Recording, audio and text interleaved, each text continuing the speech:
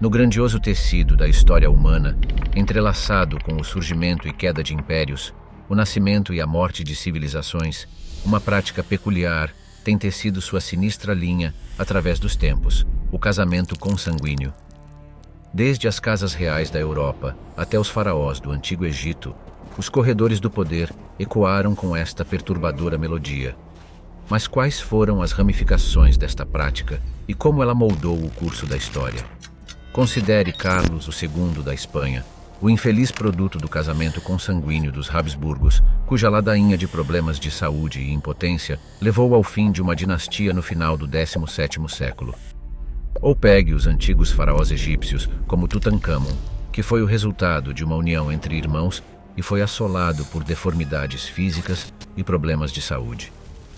Mas por que, você pode perguntar, essas figuras influentes se entregaram a uma prática que agora sabemos ser biologicamente arriscada? As respostas são tão complexas quanto os códigos genéticos que ela entrelaça.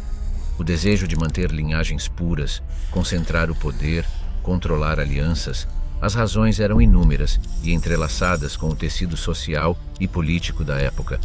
No entanto, como Charles Darwin observou sabiamente, na longa história da humanidade e da espécie animal também, aqueles que aprenderam a colaborar e improvisar de forma mais eficaz prevaleceram. Parece que o casamento consanguíneo, embora consolidasse o poder a curto prazo, foi uma aposta arriscada contra a insistência da natureza na diversidade. Junte-se a nós enquanto percorremos os caminhos sombrios do casamento consanguíneo através da história, desenterrando os contos trágicos e examinando as consequências de longo alcance desta prática controversa. Bem-vindo ao Diário de Júlio César. Ecos através do tempo. A dança intrincada do casamento consanguíneo. O casamento consanguíneo, fundamentalmente, envolve a união de indivíduos estreitamente relacionados por ascendência, uma prática mais comum na história do que se possa imaginar. Essas uniões eram frequentemente orquestradas por sociedades e culturas em todo o mundo, de ilhas remotas a grandiosos reinos. Mas por que, alguém poderia perguntar, tal prática seria prevalente? Os motivos eram tão variados quanto as próprias culturas. Sociedades antigas, por exemplo, acreditavam em preservar seu tecido social, mantendo linhagens dentro de sua própria parentela. Foi uma jogada bem calculada, uma tentativa de proteger sua herança, status e, às vezes, sua riqueza. Os reais do Egito, famosos por suas majestosas pirâmides e hieróglifos enigmáticos, também eram conhecidos por suas tradições conjugais, onde irmãos compartilhavam laços conjugais para preservar a pureza de sua linhagem real. De fato, os ecos da união do faraó Akhenaten e da rainha Nefertiti ainda ressoam pelos corredores da história. Sua história, cheia de poder e paixão, foi também uma representação emblemática das normas sociais de seu tempo. Ao preservar sua linhagem, eles visavam impedir que o cetro real caísse nas mãos dos indignos. A noção de casamento consanguíneo, no entanto, não estava confinada às margens do Nilo. Atravessou oceanos e continentes, encontrando seu caminho nos regalados tribunais da Europa. A Casa de Habsburgo, um nome que comanda respeito nas páginas da história europeia, era conhecida por práticas semelhantes. O infame mandíbula de Habsburgo, uma característica física distinta, era um testemunho de seus casamentos familiares. É importante reconhecer que essas práticas não estavam sem consequências. O entrelaçamento de linhagens próximas aumentou as chances de características e doenças indesejáveis, um preço pago pela preservação do poder e do status. A mesma mandíbula de Habsburgo tornou-se uma marca dos problemas de saúde que assolaram a linhagem, levando à sua eventual queda. Contrariamente à crença popular, a prática não se limitava a linhagens reais ou nobres. O casamento consanguíneo também foi encontrado em comunidades isoladas, escondidas dos olhos curiosos do mundo. Aqui, os motivos eram muitas vezes diferentes: falta de parceiros viáveis, isolamento geográfico ou normas sociais. As comunidades isoladas nas ilhas de Tristã da Cunha fornecem um exemplo primordial dessas ocorrências. Sussurros das areias do tempo. A dança faraônica das linhagens. Ao caminharmos pelas areias movediças do tempo, somos atraídos para a terra do Nilo, um berço da antiga civilização que moldou o curso da história. A grandiosidade dos faraós do Egito, suas práticas enigmáticas e seu legado intrigante permanecem impressos nas areias dessa paisagem atemporal. Entre essas práticas, uma que se teceu na tapeçaria de sua narrativa é a tradição do casamento consanguíneo. As raízes dessa prática remontam às próprias origens do governo dinástico egípcio, por volta de 3100 a.C., com o reinado de Narmer muitas vezes aclamado como o unificador do Egito. Essa tendência de preservar a pureza da linhagem, no entanto, atingiu seu auge durante a dinastia ptolemaica, um período que se estende de 305 a.C. a 30 a.C. No coração dessa dinastia, encontramos o conto de Ptolomeu II Filadelfo, um faraó cujo casamento com sua irmã legítima Arsinoe II foi uma fonte de fascínio e controvérsia. Os faraós ptolemaicos frequentemente justificavam essas uniões associando-se aos irmãos divinos Ísis e Osíris, acrescentando assim um toque de sanção divina às suas ações terrenas. A história de Cleópatra, a última governante ativa do reino ptolemaico, é outro capítulo cativante nesta saga. Conhecida por sua inteligência e carisma, Cleópatra foi produto de gerações de casamentos familiares. Ela mesma se casou com 2 de seus irmãos mais jovens, como era costume, mantendo a tradição de seus antepassados. A prática não era apenas uma questão de tradição ou uma demonstração de poder. Havia também conotações políticas. Ao se casar dentro da família, os faraós garantiam a consolidação do poder e da riqueza, eliminando potenciais ameaças de estrangeiros ambiciosos. O sangue real permanecia dentro da casa real, e o cetro do poder era passado com segurança pela linha de sucessão. No entanto, essa prática não estava sem suas sombras. O entrelaçamento de linhagens estreitamente relacionadas teve suas consequências, muitas vezes surgindo na forma de complicações de saúde. O rei Tutancâmon, muitas vezes referido como Rei Tut, o rei menino que ascendeu ao trono na tenra idade de 9, fornece um exemplo comovente. Estudos recentes em sua múmia revelam a presença de várias enfermidades, incluindo um pé torto e malária, que foram ligadas ao legado de casamento consanguíneo em sua linhagem. Também é importante lembrar que esta não era apenas uma prática confinada aos palácios reais. As normas sociais da época também testemunharam plebeus casando com parentes próximos, muitas vezes motivados pela escolha limitada de parceiros dentro de suas pequenas comunidades agrícolas. O labirinto Habsburgo. As consequências da preservação do poder.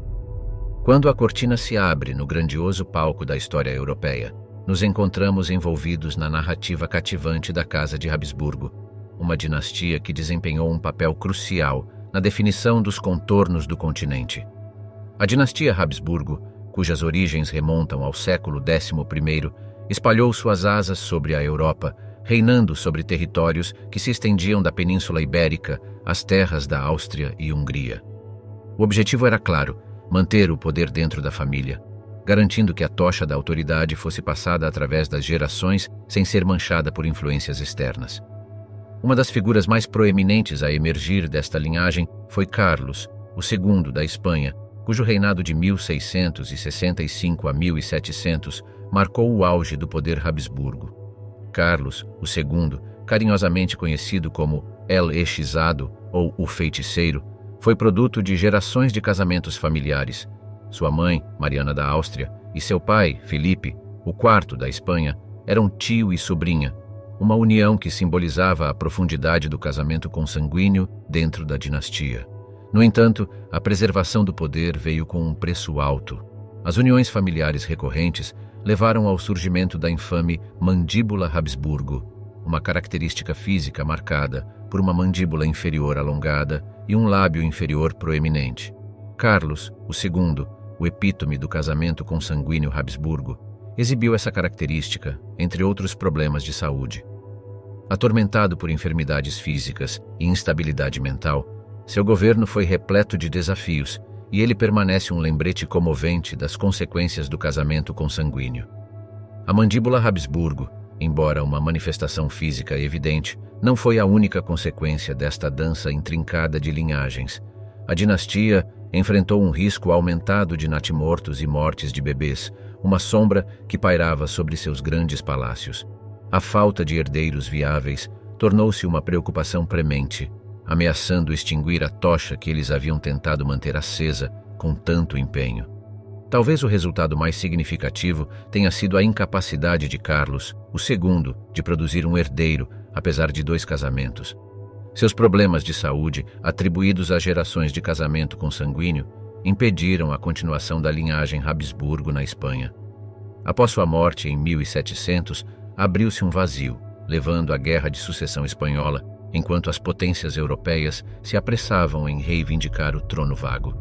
O leão e o unicórnio, linhagens embaraçadas da monarquia britânica.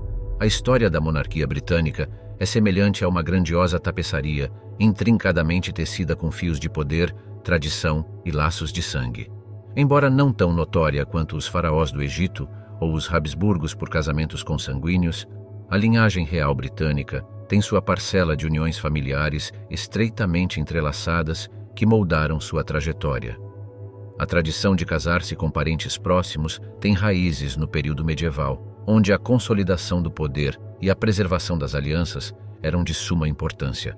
Uma figura notável foi o rei Eduardo, o terceiro, que governou de 1327 até sua morte em 1377. Seu casamento com Filipa de Hainaut, sua prima de 2º grau, resultou em uma linhagem que viria a impactar significativamente o curso da história britânica. Essa teia de linhagens reais interconectadas culminou no reinado da Rainha Vitória, muitas vezes apontada como a avó da Europa. Seu governo, que se estendeu de 1837 a 1901, viu seus filhos casando-se entre várias casas reais europeias, criando uma rede de relacionamentos que abrangia o continente.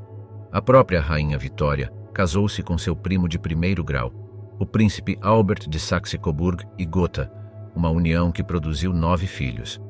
A prática de casar-se com parentes próximos, no entanto, não estava sem consequências. Hemofilia, um distúrbio de coagulação do sangue, encontrou seu caminho na linhagem real. Acreditava-se que havia sido introduzida pela própria Rainha Vitória. Um de seus filhos, Leopoldo, Duque de Albany, herdou essa condição, levando a uma vida repleta de complicações de saúde.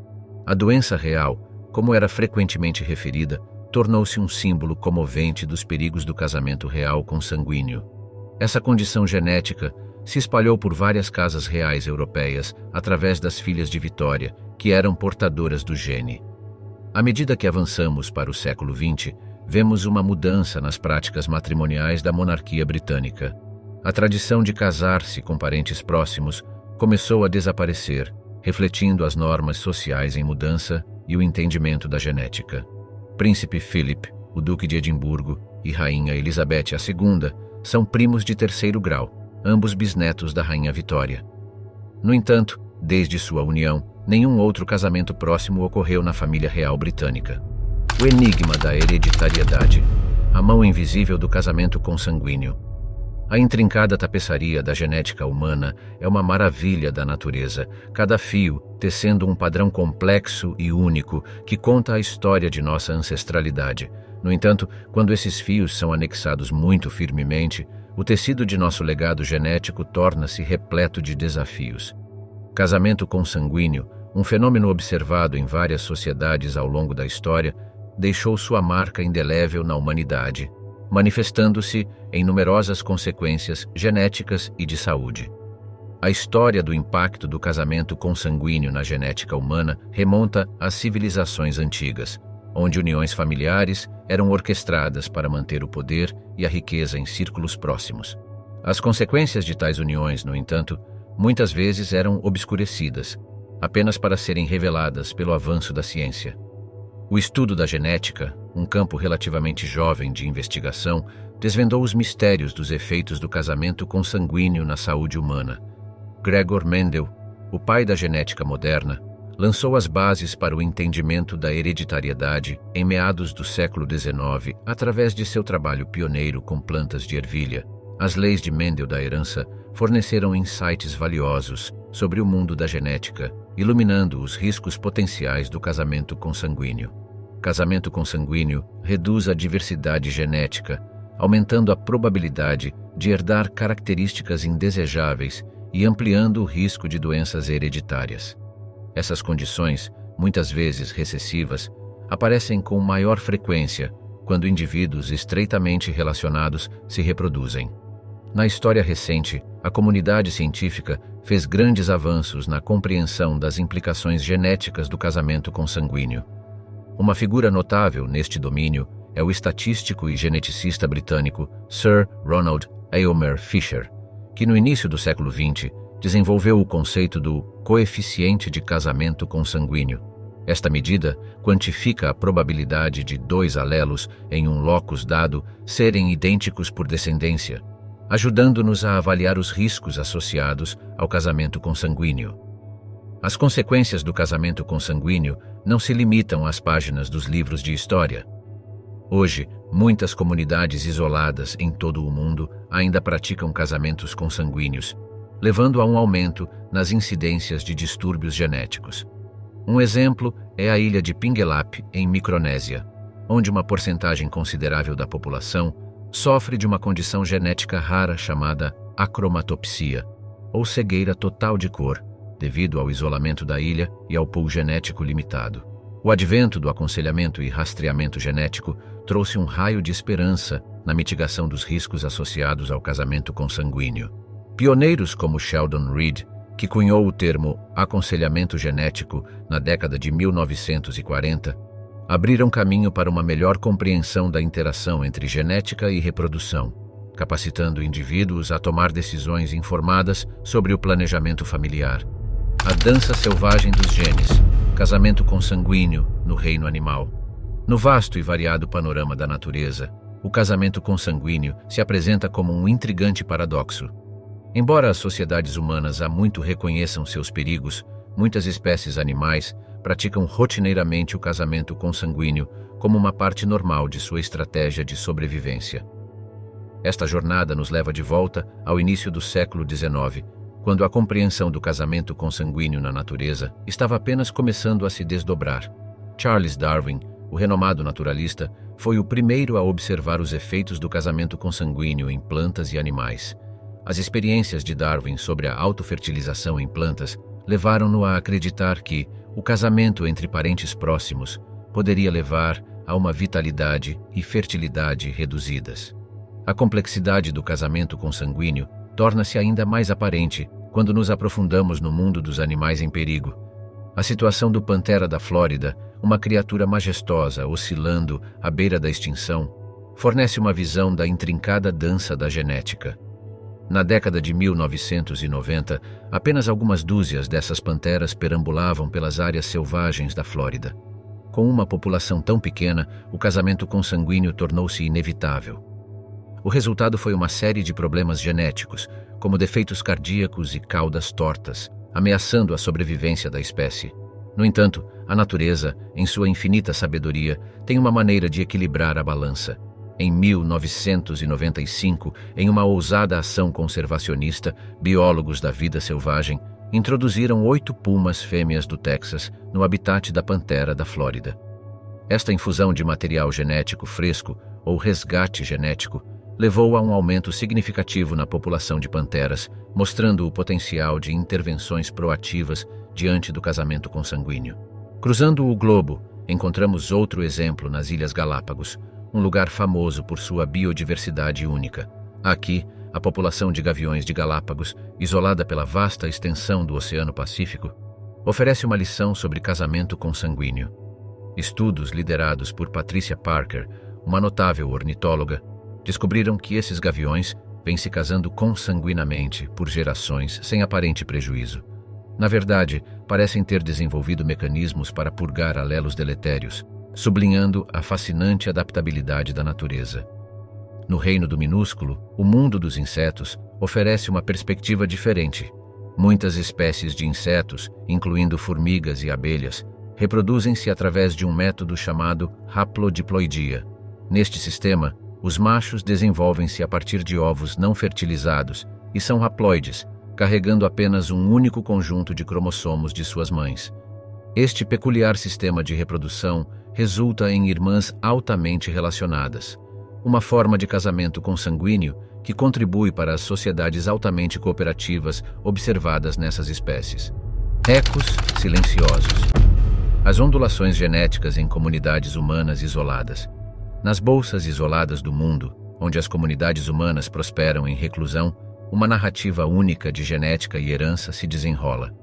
A história do casamento consanguíneo nessas comunidades, embora mergulhada em tradição e necessidade, também fornece insights cruciais sobre a dança dos cromossomos e as implicações deste íntimo balé genético. Para entender isso, devemos voltar ao século XVIII, para a paisagem remota e acidentada de Tristã da Cunha, uma ilha no Atlântico Sul. Sua descoberta pelo explorador português Tristão da Cunha em 1506 marcou o início de sua história fascinante. No entanto, foi apenas em 1816 que a Marinha Britânica estabeleceu formalmente a ilha para evitar o uso francês durante as guerras napoleônicas. Com a passagem do tempo, a população da ilha cresceu, mas permaneceu em grande parte isolada do mundo exterior, levando a uma comunidade unida com um pool limitado de diversidade genética. Ao longo das gerações, a população de Tristã da Cunha, agora em torno de 250, tornou-se um testemunho vivo das implicações do casamento consanguíneo em comunidades isoladas. Os ilhéus, ligados pelas restrições geográficas e circunstâncias históricas, conviveram com o espectro de certas doenças hereditárias, como a retinite pigmentosa, um tipo de perda progressiva de visão. A comunidade da ilha, embora vibrante e tenaz, continua a lidar com as consequências de um pool genético limitado, ilustrando o profundo impacto do casamento consanguíneo em tais comunidades isoladas. No entanto, não é apenas o isolamento geográfico que pode levar ao casamento consanguíneo. Uma forma diferente de isolamento, o isolamento cultural, pode ter efeitos semelhantes. A história da Igreja Fundamentalista de Jesus Cristo dos Santos dos Últimos Dias, um grupo religioso com sede na América do Norte, fornece um exemplo marcante disso. A FLDS, que pratica a poligamia e valoriza as famílias numerosas, tem estado em grande parte isolada da sociedade convencional devido às suas crenças. No final do século XX, líderes como Warren Jeffs levaram a FLDS ainda mais para o isolamento, resultando em uma situação onde uma proporção significativa da comunidade poderia rastrear sua linhagem de volta a um punhado de ancestrais. Isso resultou em uma maior incidência de doenças genéticas raras, como a deficiência de fumarase, uma condição neurológica grave. Apesar dos desafios, a comunidade permanece unida, demonstrando resiliência diante da adversidade. Sua história sublinha a complexa interação entre cultura, genética e casamento consanguíneo. Os guardiões genéticos. Ferramentas modernas nos protegendo do casamento consanguíneo. À medida que a cortina do século XXI se ergueu, uma nova era de entendimento genético amanheceu. Esse período, frequentemente saudado como a Era Genômica, agraciou-nos com ferramentas poderosas para navegar pelos corredores labirínticos de nosso DNA, equipando-nos com os meios para evitar as armadilhas do casamento consanguíneo. Alguém pode se recordar do momento momentoso em 2003, quando o projeto Genoma Humano foi concluído, um esforço internacional que sequenciou todo o genoma humano. Essa conquista marcante foi comparável a traçar um mapa detalhado de nossa matriz genética. Isso nos deu a capacidade de identificar possíveis enfermidades genéticas e abriu caminho para a medicina personalizada, mudando para sempre nossa abordagem em relação à saúde e às doenças. Esse novo conhecimento genético tem se mostrado inestimável na prevenção das consequências do casamento consanguíneo. Em particular, os testes genéticos e o aconselhamento surgiram como ferramentas-chave. O teste genético, um processo que analisa o DNA de uma pessoa em busca de alterações ou mutações, oferece uma janela para a composição genética de alguém, permitindo-nos prever e evitar resultados adversos à saúde.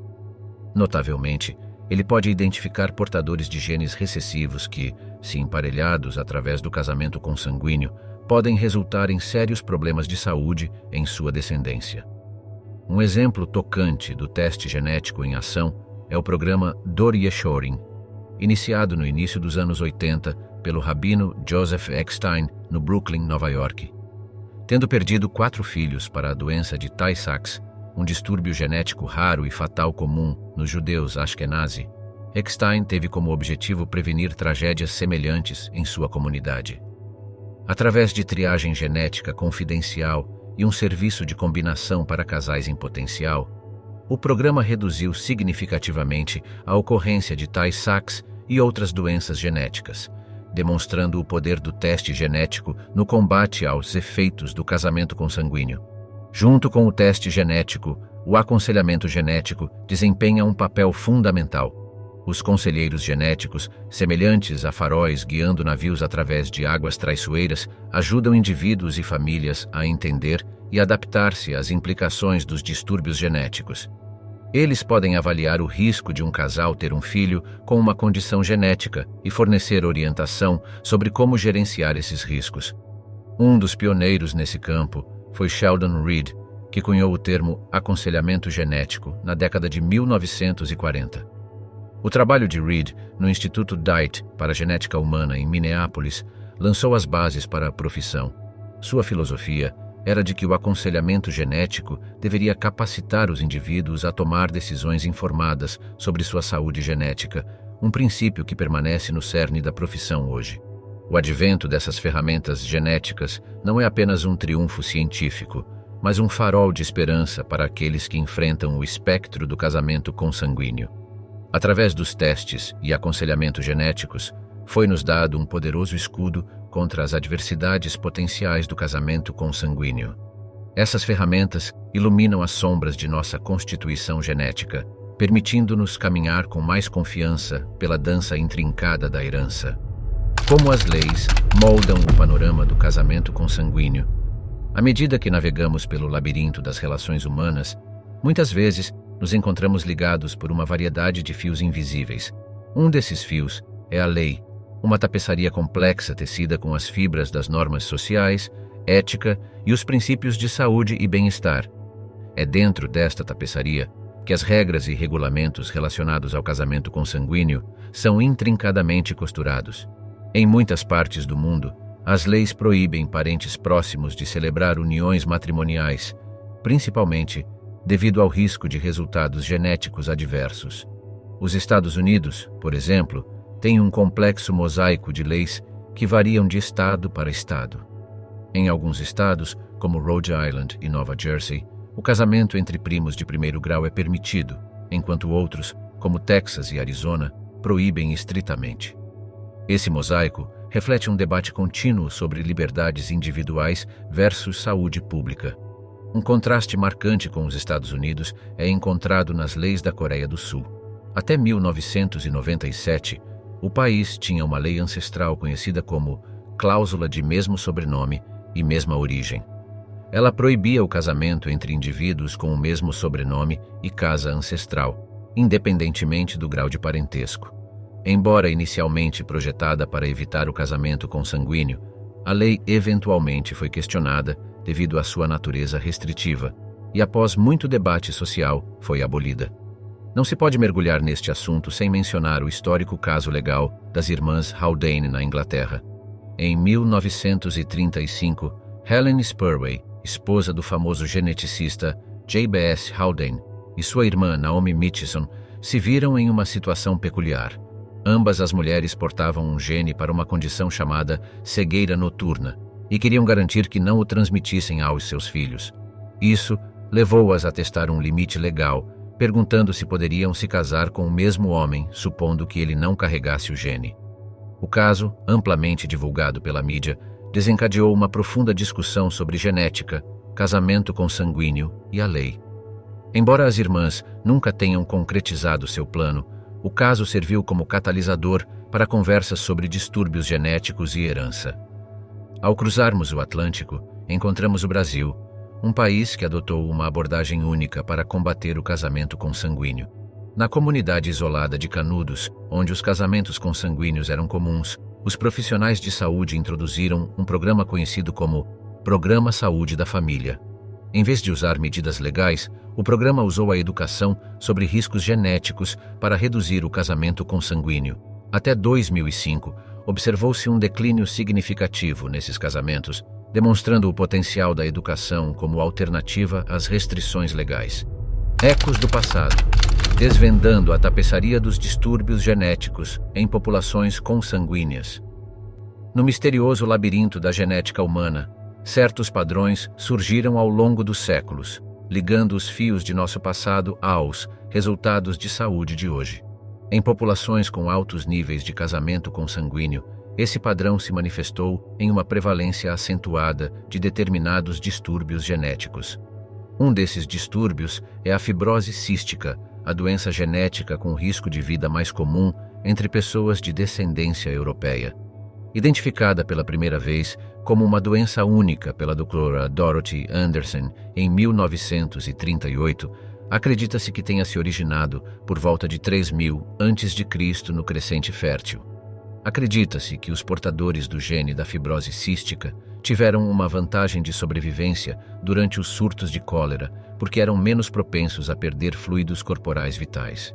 No mundo de hoje, no entanto, a doença leva a graves problemas respiratórios e digestivos. No Oriente Médio, outro distúrbio genético conhecido como talassemia apresenta um conto semelhante.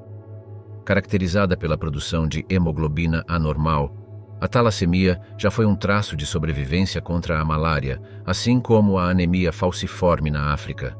Hoje, na ausência de malária, a talassemia tornou-se um fardo. Registros históricos indicam que tem sido prevalente na região por séculos. Um texto grego antigo de Hipócrates descreve uma condição estranhamente semelhante à talassemia, destacando as raízes históricas profundas da doença. O isolamento de comunidades insulares também levou à prevalência de distúrbios genéticos únicos. Na ilha de Pinguelap, no Oceano Pacífico, uma porcentagem significativa da população sofre de uma condição conhecida como acromatopsia completa, que resulta em cegueira total para as cores. Essa condição pode ser rastreada até um tufão em 1775, que deixou apenas 20 sobreviventes, um dos quais era portador do gene da acromatopsia. À medida que a população da ilha cresceu a partir desses sobreviventes, o gene se tornou difundido. Embora essas condições apresentem desafios significativos, a ciência moderna trouxe esperança. O advento da terapia gênica, uma técnica que introduz, remove ou altera material genético, abriu novas avenidas para o tratamento. Em 2017, a FDA aprovou a primeira terapia gênica para uma doença genética, uma forma de cegueira hereditária. O trabalho de pioneiros como o Dr. James Wilson e a Dra. Jean Bennett iluminou um caminho em direção ao tratamento de outras condições genéticas, e as terapias gênicas para fibrose cística e talassemia estão atualmente em ensaios clínicos. Estratégias de prevenção também foram desenvolvidas, como o diagnóstico genético pré-implantação. Nesta técnica, os embriões criados através da fertilização in vitro são testados para distúrbios genéticos antes de serem implantados. Oferece às famílias em risco de transmitir um distúrbio genético a chance de ter um filho sem esse distúrbio. A dança delicada da diversidade. Desafios de consanguinidade em zoológicos e programas de conservação. Dentro das vastas paisagens dos zoológicos e do planejamento meticuloso dos programas de conservação, existe uma dança intrincada, muitas vezes subestimada. O cuidadoso gerenciamento das práticas de reprodução para conter a consanguinidade e promover a diversidade genética entre espécies de animais intimamente relacionadas. Um dos exemplos mais notáveis remonta a 1981, quando a Associação Americana de Zoológicos e Aquários lançou o Plano de Sobrevivência de Espécies. O plano veio à existência como resposta à população rapidamente decrescente de gorilas das terras baixas. Sob o SSP, foi implementado um programa de reprodução meticuloso que uniu gorilas individuais com base em sua composição genética, com a intenção de garantir a variabilidade genética dentro da população. O programa, uma mistura de ciência e observação cuidadosa, foi replicado desde então para várias outras espécies, destacando o papel crítico que essas instituições desempenham na conservação da vida selvagem. Embora o SSP tenha presenciado sucesso, os desafios enfrentados por zoológicos e programas de conservação são múltiplos. Um exemplo convincente pode ser encontrado na história da pantera da Flórida. No meio dos anos 90, a população de panteras da Flórida estava reduzida a meros 20 a 30 indivíduos e os sinais de consanguinidade eram alarmantemente evidentes. As panteras foram assoladas por defeitos cardíacos, caudas retorcidas e baixa contagem de esperma, pintando uma imagem sombria para sua sobrevivência. Em uma jogada sem precedentes, 8 pumas fêmeas do Texas foram introduzidos no habitat da Flórida em 1995. O resultado foi uma revitalização da população de panteras, sublinhando o impacto da contribuição genética externa. Programas de conservação em todo o mundo adotaram estratégias semelhantes. Nas encostas vulcânicas das Ilhas Galápagos, a iniciativa de restauração da tartaruga gigante, liderada pelo Serviço Nacional de Parques de Galápagos e pela Conservação de Galápagos, tem lidado com a questão da consanguinidade. Eles desenvolveram um programa de compatibilidade genética, criando essencialmente uma linhagem com origens genéticas diversas para garantir o futuro da espécie. No entanto, nas palavras do famoso conservacionista Gerald Durrell, salvar uma espécie é um negócio de longo prazo. O desafio reside não apenas em gerenciar a consanguinidade, mas também em garantir a sobrevivência dessas espécies em seus habitats naturais. Isso foi particularmente evidente no caso do condor da Califórnia.